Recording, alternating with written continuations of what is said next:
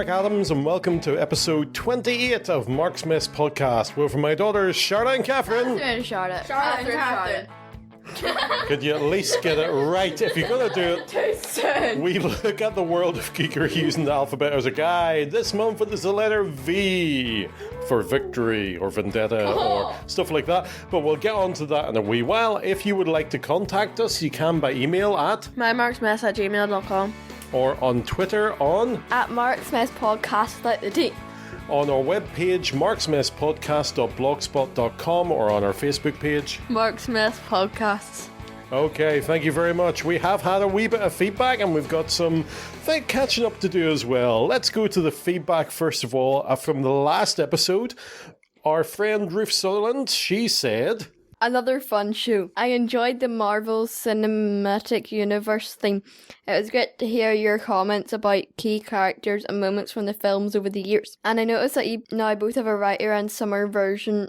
And I noticed that you now have a winter and summer version of Marksmess Podcast logo art. Well done. yay, that's of course with our logo art, specially designed by our very own Catherine.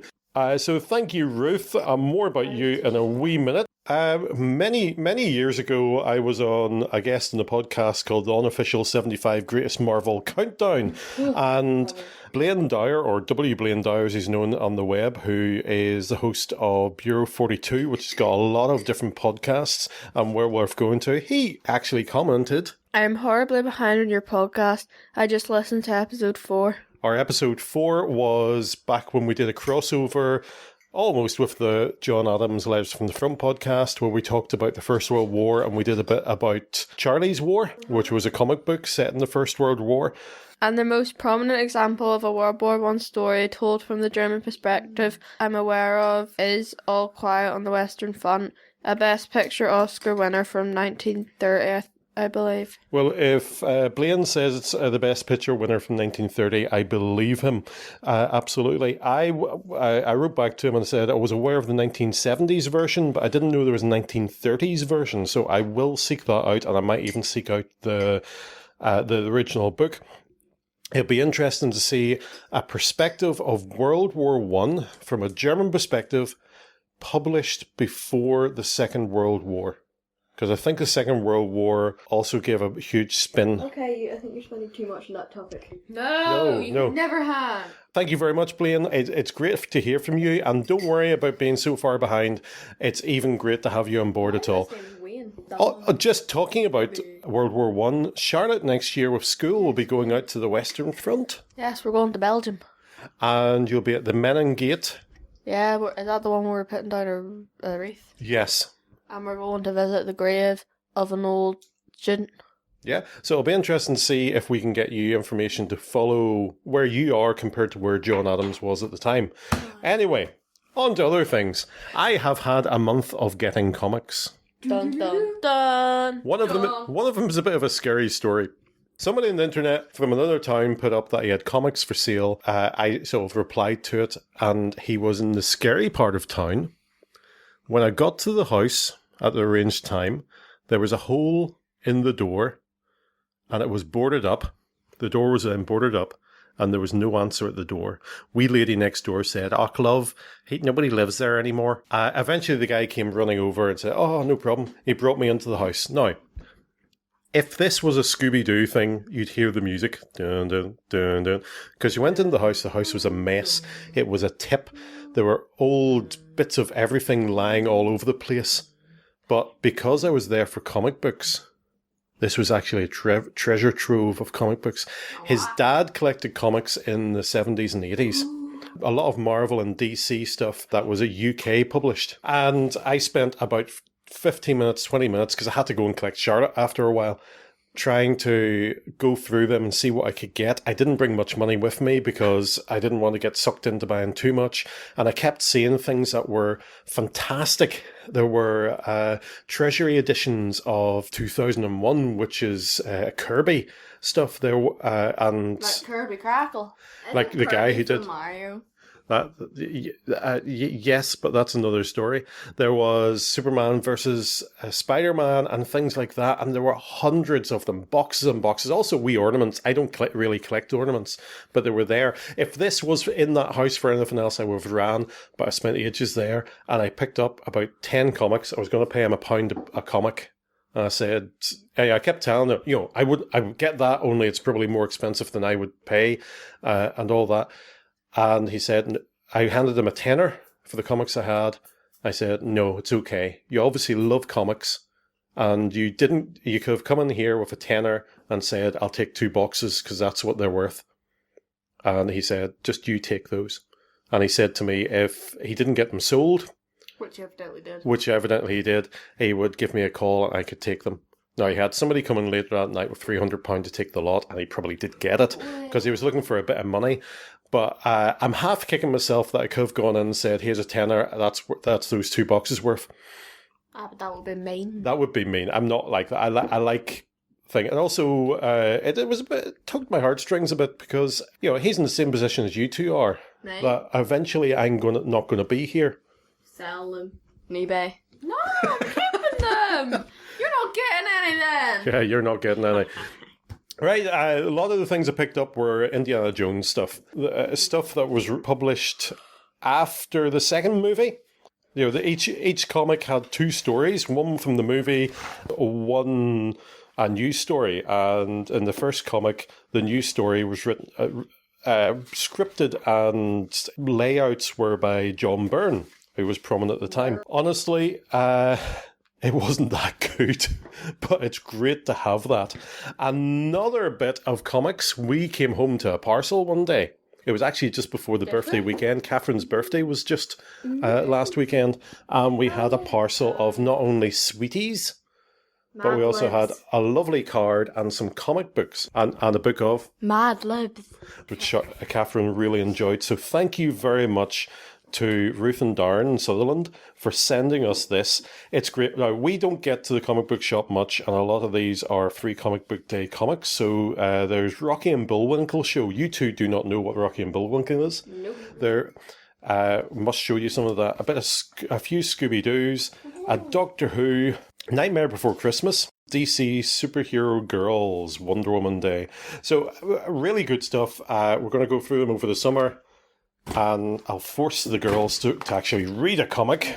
I read comic. I know, I was only joking. But we'll get on to that. We are doing the V episode. When we sat down to work out what we were going to do for episode V, it was quite hard because we could do V for Vendetta, which is a classic comic book from the 80s. But I've never actually read it. We could have done The Villain Vulture. We could have done V for Victory, which was a comic book here in the 70s. Or Revenge.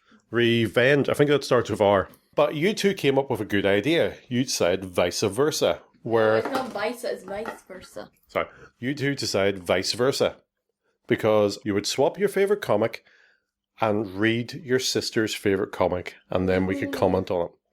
Things didn't go quite to plan. Because you took so long in getting it done, but we needed to get it done for this podcast, so we did. So first of all, Catherine, what comic did you choose for Charlotte to read? Warriors, The Rise of Scourge by Aaron Hunter. I was so Scrooge, but then one of my friends said no, it's Scourge, and I was just... Okay, what was that book about? So I'll read the blurb. I remember in school, something called The Blob. So they read The Blob? So now our class calls it The Blob. Okay. When Kitty Pet Tidy crosses paths with some wild forest cats defending their territory, he has left with scars and a bitter, deep-seated grudge.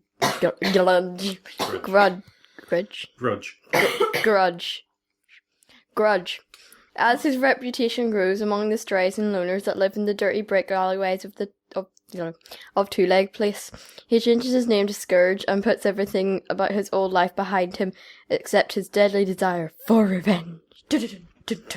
Okay, part of the Warrior Cats. Charlotte, what did you choose for Catherine?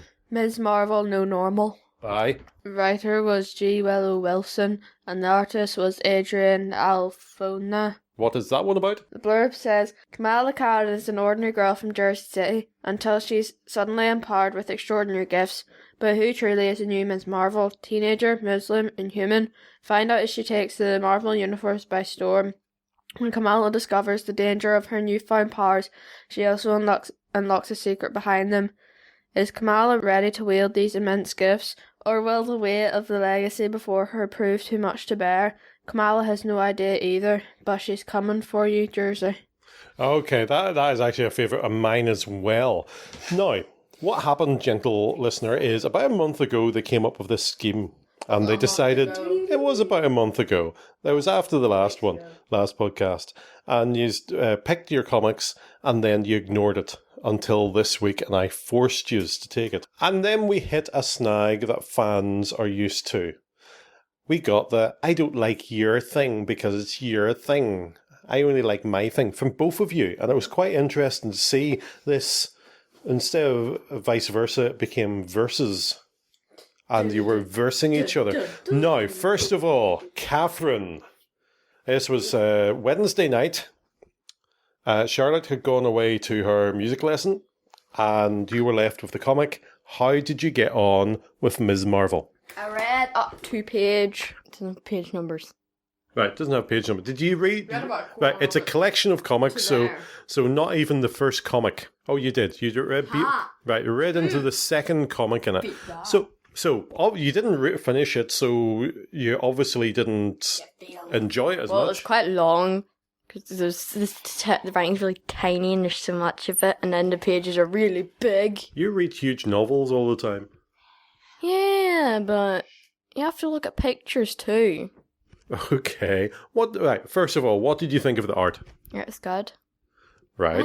Is that it was funny the way it like close up there was like all detailed and when it was far away it was just two dots in a mouth. Right. I do like the art. It's unusual. Took a wee while for me to get used to, but I enjoyed it a lot. What about the storytelling? Did you understand the story first of all? Some of it was just I didn't know what Was it the parts where she's with her family? It didn't really explain who anyone was or anything. Well, she probably called them Papa and Brother and stuff like that. I think she calls them, like, Papa, Brother, Mama only, and, like, I think it's Arabic Muslims use, or Islam, whichever. Could be Pakistani. Yeah, she calls them because the family, if you don't know Ms. Marvel, the girl who is Kamala, she is American, but her family are from Pakistan and they're Muslims. I think she calls them like Mama, Papa, Brother and all like that. Willow Wilson is a Muslim as well, an American Muslim. So it's quite interesting. And things I'd never heard of. I'd never heard of a burkini before, which she uses as her suit. Had you heard of a burkini? It's a Muslim swimsuit, female swimsuit. Because it has to cover from your neck to your ankles. Okay. Which isn't a bad thing. It's basically a wetsuit with a wee bit dress. But not in wetsuit material. Some of them are. Oh, okay. Would you read more of it? Probably not. Okay, why not? I don't know, I just didn't understand most of it because it was very fancy words. Our Catherine likes her ordinary words. Like it's words in different languages and all. And that is this. Like 3 Northern Irish words. Yeah.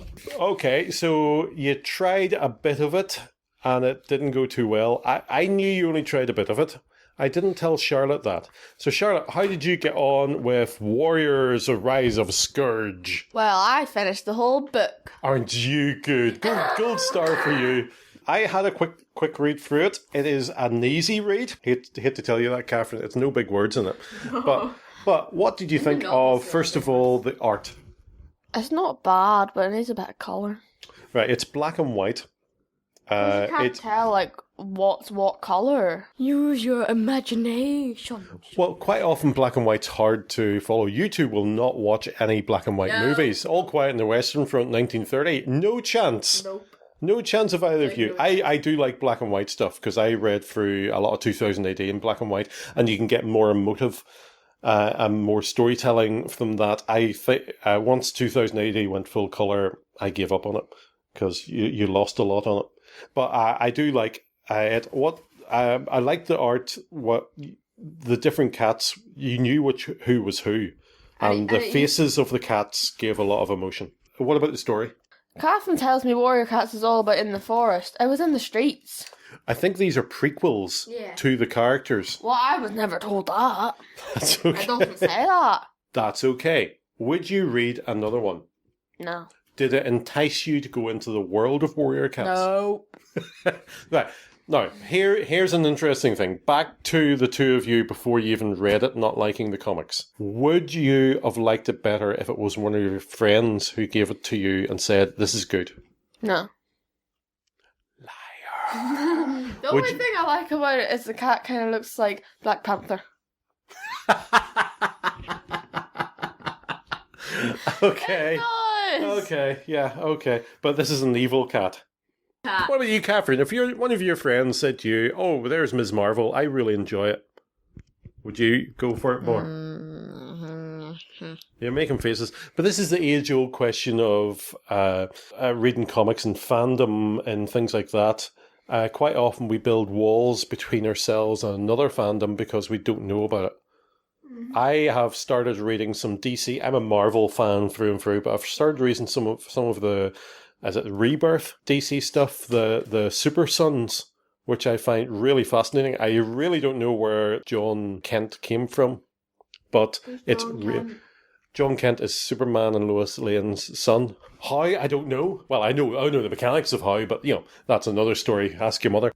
Okay, well, these two argue the bit out. What we're going to do is we're going to go on break now. We'll listen to. You can talk away. It's okay. Talk. Catherine.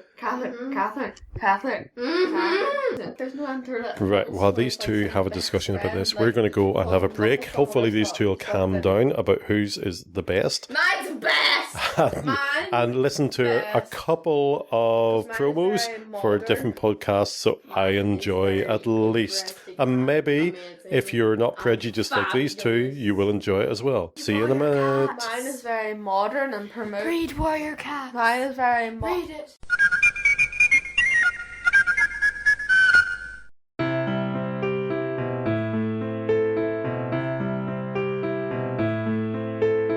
Born and raised to make a kill, she was not given her own will. Her first hit left her feeling only disdain. She ran to Gotham's no man's land, learned from Barbara Gordon's hand that starts the legacy of Cassandra Cain. Rising from the devastation of no man's land, a new warrior joined the Bat family. Daughter of David Kane and Lady Shiva, trained from birth to be the ultimate killer, but choosing instead to save lives. She's been Batgirl, Black Bat, and Orphan. She is Cassandra Cain. Join Mike Staley as he goes through every appearance of one of DC's most underrated characters in Silent Night, the Cassandra Cain Podcast. On iTunes, Google Play, Spotify, and at silentnight.podomatic.com.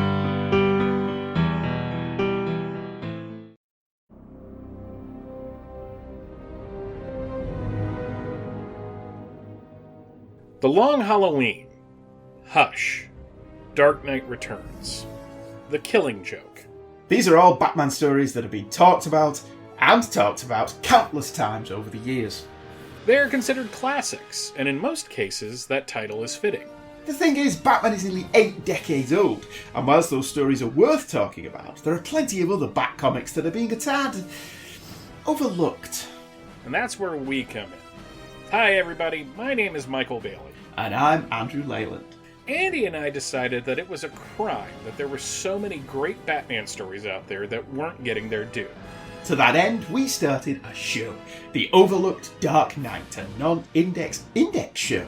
Our goal is to talk about the previously mentioned overlooked stories and tell you why they're worth your time. The show comes out twice a month, with the first episode focusing on the Bat books from the late 70s and early 80s.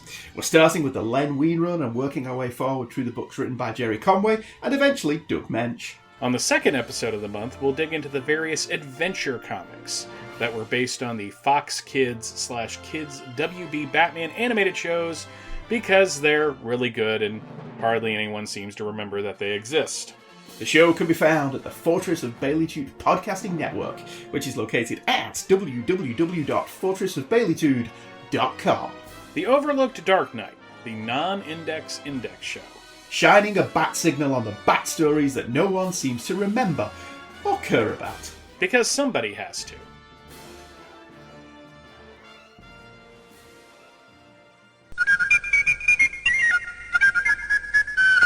Okay, and welcome back. If you want to know more about Warrior Cats, in a couple of episodes' time, we'll be dedicating a whole episode to Warrior Cats. Charlotte will not be there for that. She'll go off and hide under the bed. A V I am bringing to the table is Versus. Recently, we got Amazon Prime for a month, and on it, but the only good movie I could find on it was Batman vs. Superman. This is a movie that came out a couple of years ago, part of the DC extended movie universe, which includes Man of Steel, Wonder Woman, Justice League, and a few others as well that I can't remember.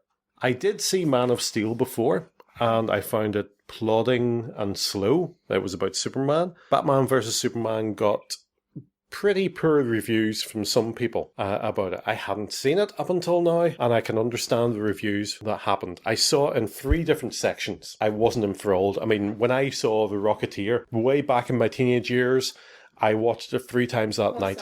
It's a great movie about the 1930s in America. A pilot finds a rocket pack that helps him fly, and he uses it to save his girlfriend.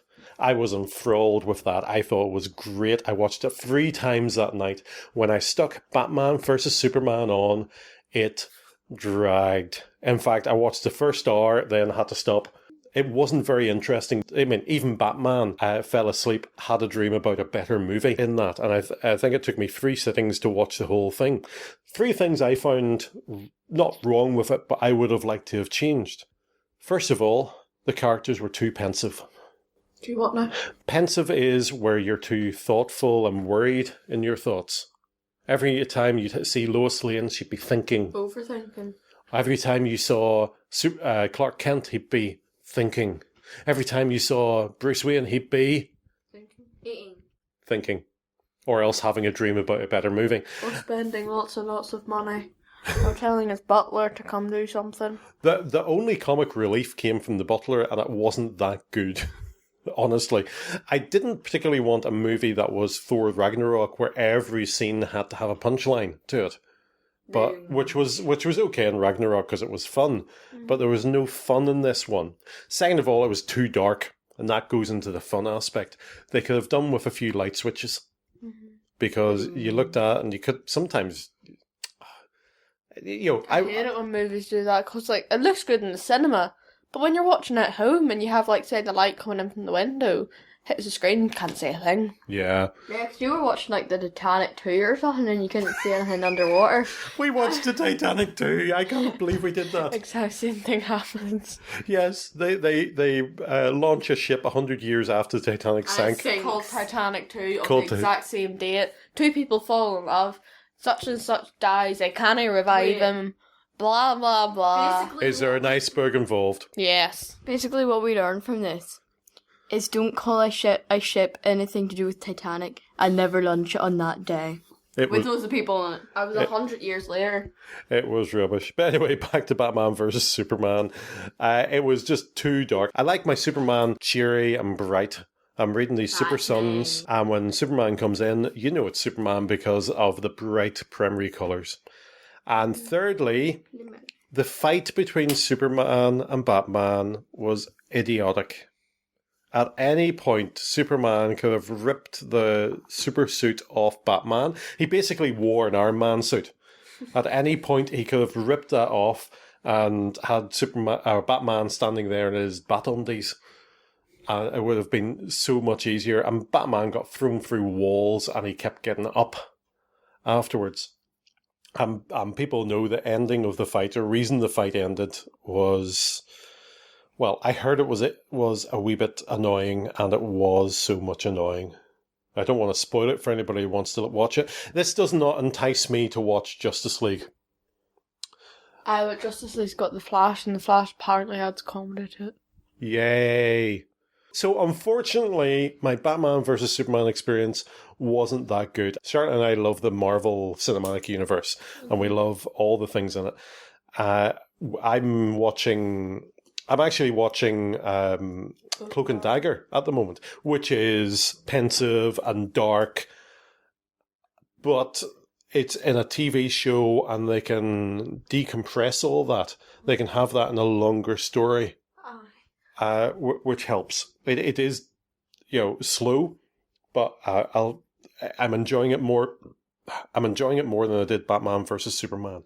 Girls, I did ask you to come along with your favourite verses, as in somebody versus somebody. Scourge versus Tiger Star. Right, Scourge, the star of the Rise of Scourge, versus Tiger Star. I'm guessing this is Tiger Star. I'm guessing this is in the novels. Yeah, because Scourge is like the leader of Blood Clan, and Tiger Star is like evil, tried to kill everyone in Thunder Clan. And then so both they're both murders. Okay, and listeners, Scourge, wake up! It's not going to get any worse. Yeah. Then Scourge is like half the height, and he kills him. Just like he goes like pew, and he's dead. Scourge wins. Yeah. You like the bad guy winning, Charlotte? No, Tiger Star was way worse. He tried to kill Blue Star and everyone else, and he didn't like Firestar, and he tried to murder everyone. Oh, spoilers. Captain America and Iron Man. Oh, nice one. Spider-Man versus Bucky and Bucky and Falcon. Yeah. Yeah, I like those. I was thinking more of the comic books. In Excalibur 65, one of Alan Davis's last Excalibur runs, Alan Davis artwork, phenomenal, and his storytelling is great. He has a deep-hard Captain Britain fighting to save the love of his life, Megan. And he has got no powers, and he has to fight these 4 or 5 superpowered beings who are being told every time he gets up, you hit him down. Every time Captain Britain gets up, you hit him down. But Captain Britain wants to save the love of his life, so he keeps getting up until eventually his neck snaps. And he's left lifeless on the floor. So he dies. Well, he doesn't, because Roma, who's his guardian person... Guardian thingamajig, she's a wibbly wobbly, timey wimey person, and she comes along and cures him, cures his powers and cures his injuries. But just the fact he was willing to get up each time, even though the odds were against him, he would fight the unbeatable foe. This should be like a movie trailer.